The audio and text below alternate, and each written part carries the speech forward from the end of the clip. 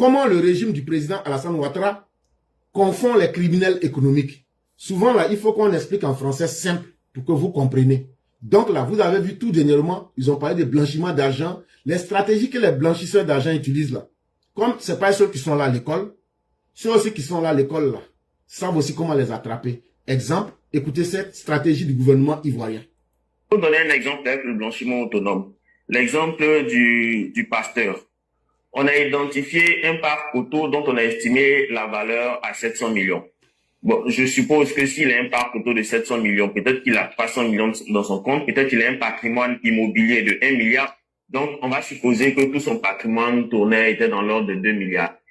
Ça suppose que s'il a eu 2 milliards en main propre comme ça, ou bien dans son compte qui lui appartiennent, on dit qu'il a justifié ses revenus par la possession d'une entreprise dans le domaine de l'immobilier, d'une entreprise dans le domaine de la recherche d'or, je crois, et d'une entreprise dans l'import-export. Donc, 3 sociétés. Eh bien, pour que tu aies ces 2 milliards-là, le problème, c'est que sur la période sur laquelle tu as constitué ces 2 milliards-là, c'est ce que tu as gagné. Tu les as gagnés comment? En dividendes. Donc, si tu les as gagnés en dividendes, ça veut dire qu'ils sont passés par la case de l'impôt sur le bénéfice. Ils sont aussi passés par la case de l'impôt sur le revenu des valeurs mobilières. Donc, si tu as eu 2 milliards, ça suppose que tu as payé à peu près l'équivalent de 1,5 milliard à l'État. On va chercher la trace de ces 1,5 milliard là. Si tu n'as pas payé 1,5 milliard, ça veut dire que tu n'as pas pu recevoir ces sommes-là comme dividendes. Donc, donne-nous une autre justification. Vous voyez comme c'est facile à faire. C'est-à-dire, tu dis, mon argent vient de telle société. OK, pour que ce soit passé de la société là à toi, il fallait que ça passe par la case d'impôt à hauteur de tel pourcentage. Où est la déclaration d'impôt? Tu n'en as pas parce que probablement tu n'en as pas fait. Donc, tu ne peux pas posséder cet argent-là. Donc, tu ne peux pas posséder tous les biens qui proviennent de cet argent-là. En français simple, ce qu'il est en train de dire là. Ceux qui font blanchiment d'argent là. Après là, ils doivent venir mettre l'argent dans le circuit, non? Il n'y a pas de problème. Maintenant là, ou bien ils mettent ça dans maison, ou ils mettent ça dans voiture. Maintenant, prenons l'exemple de Maman Sali. Je retrouve Maman Sali. Elle dit, voilà mon entreprise. On a vu Maman Sali rouler dans une voiture, où elle a 4 voitures.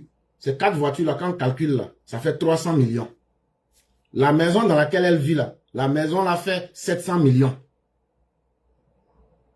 Et maintenant, on lui dit, bon, comme tu as montré ta voiture et puis ta maison là, mais nous-mêmes quand on regarde là, faut qu'on te pose des questions. On veut savoir si tu payes impôt. Donc viens. Quand elle est venue là, j'ai dit, bon, les voitures là, ça fait 300 millions. Là. Quand on met tout ensemble, les 4 voitures là, et puis ta maison là, ça fait 1 milliard. Là. Ok. Tu fais quoi? Elle dit non, j'ai une entreprise.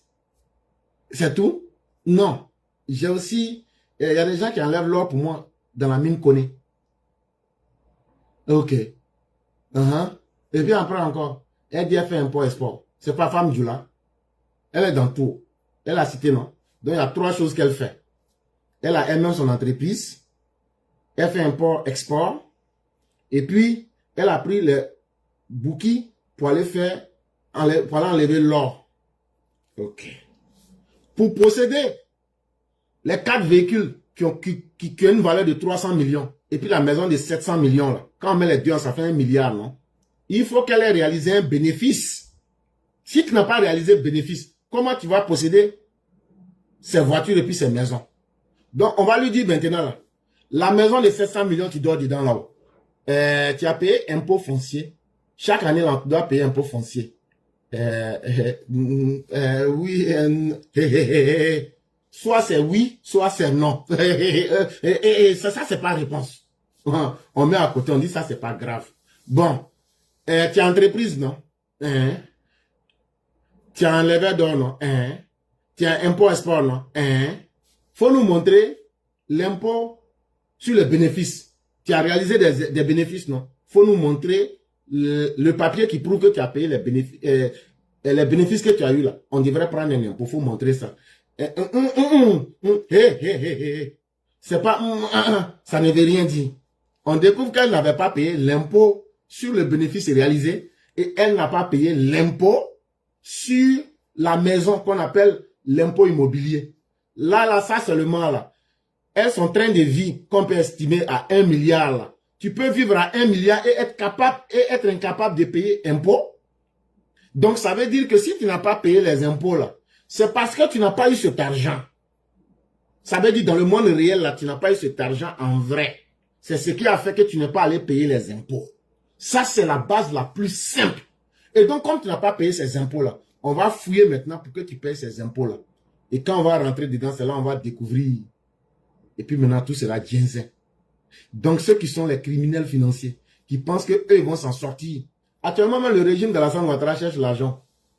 Si on vous attrape là, c'est un vent. À bon entendeur, au suivant.